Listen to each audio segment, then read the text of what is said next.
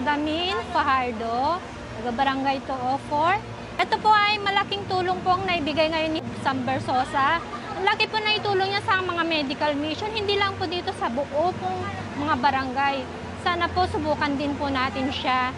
Tsaka po, sana po ay mananalo din siya. Maraming salamat po sa kanya, sa mga naitulong niya sa lahat ng barangay. Ito po ay aking pasasalamat. Salamat po.